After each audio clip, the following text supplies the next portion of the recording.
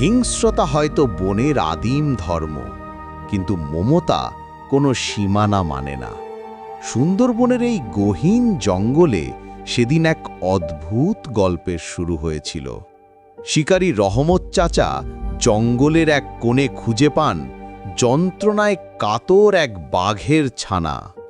বনের রাজা হওয়ার বদলে তখন সে ছিল এক অসহায় প্রাণ। চাচা তাকে পরম মমতায় সুস্থ করে তুললেন, যার নাম দিলেন রাজা। বন্যেরা তো বনেই সুন্দর, তাই একদিন রাজাকে ফিরতে হলো তার নিজের ঠিকানায়। বছর পেরিয়ে গেল, রহমত চাচা এখন বৃদ্ধ। একদিন পথ হারিয়ে তিনি যখন জঙ্গলের গভীরে একা, ঠিক তখনই সামনে এসে দাঁড়ালো এক বিশাল ডোরা কাটা যম। গগনবিদারী গর্জন দিয়ে বাঘটি তেড়ে এলো ঠিকই, কিন্তু চাচার কাছে এসেই থমকে গেল সে।